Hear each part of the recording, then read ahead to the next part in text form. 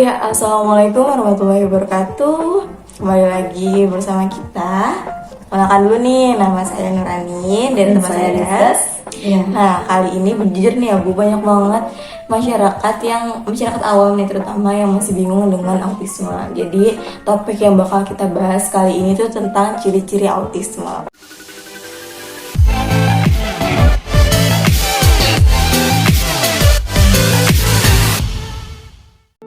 Nah, langsung aja nih kita bahas. Yang pertama apa nih, Zaz? Untuk ciri-ciri yang pertama yaitu keterbatasan dalam interaksi sosial. Jadi anak-anak dengan autisme akan mengalami kesulitan untuk berinteraksi dan berkomunikasi dengan orang lain. Mereka akan kesulitan untuk memahami emosi dan ekspresi orang lain, bahkan untuk memahami emosi dan ekspresi dirinya sendiri.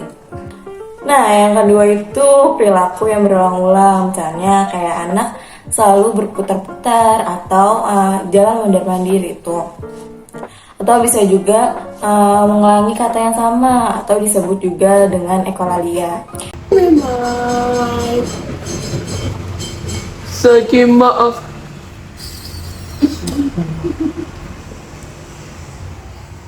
Bebe ya. Pak. Untuk ciri-ciri yang ketiga yaitu keterbatasan dalam berkomunikasi. Untuk beberapa anak dengan autisme akan mengalami keterlambatan perkembangan bahasa, dan sebagian juga ada beberapa yang belum bisa untuk berbicara sama sekali. Oke ayah bunda, kita jeda sejenak untuk menyampaikan informasi yang penting, namun sebentar aja, nggak lama. Jadi banyak orang tua yang mempertanyakan bagaimana caranya untuk menangani anaknya yang memiliki gangguan sensorik. Gangguan sensorik yang terbaik tentu jawabannya adalah dengan memberikan terapi regulasi sensor. Dan terapi regulasi sensor yang terbaik itu adalah di alam.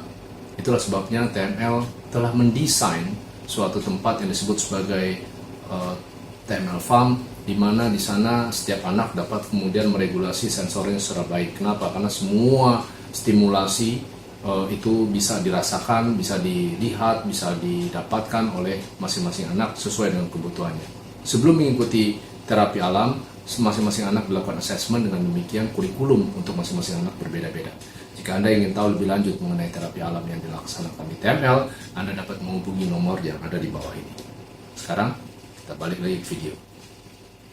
Nah, kalau yang keempat itu respon sensorik yang berbeda. Kayak misalnya anak yang mengalami hypersensorik, atau kayak misalnya nih, anak itu nggak suka sama cahaya yang bisa tiba-tiba redup sendiri. Dia tuh nggak bisa ngerasa terganggu banget. Atau yang biasanya sunyi, tidak ada suara, tiba-tiba ramai, dia bakal terganggu banget dan bakal bisa menyebabkan tantrum.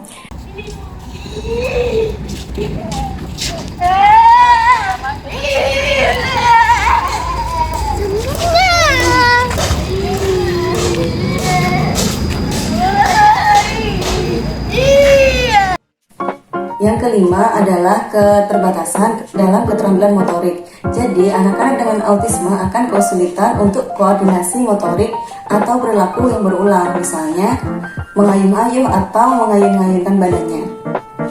Nah, kalau yang terakhir itu keterlambatan dalam imajinasi dan bermain. Jadi, anak autisme itu sebagian besar itu tidak mempunyai minat bakat. Jadi, dia nggak tahu nih apa yang dia mau, apa yang dia inginkan, dia masih belum paham. Terus juga badannya tuh masih, mungkin kalau kata kita tuh kaku ya, belum begitu yang se-fleksibel itu. Jadi kayak sulit untuk melakukan aktivitas-aktivitas tertentu gitu, Bunizas. Nah ya bunda, itu tadi merupakan beberapa ciri dari autisme. Tapi kita sebagai orang tua tuh nggak boleh mendiagnosa anak tuh sembarangan, dan belum tentu apa yang kita omongkan itu sesuai dengan anak kita. Tetap harus ada diagnosa dari dokter ataupun psikolog yang berwenang. Ditambah Bunizas? Intinya ya bunda, tidak boleh gegabah dalam menentukan atau mendiagnosis diri sendiri ataupun seorang anak, maupun anak sendiri ataupun peserta didik itu memiliki hambatan autisme atau tidak. Harus ada tim ahli yang bisa mendiagnosis secara pasti.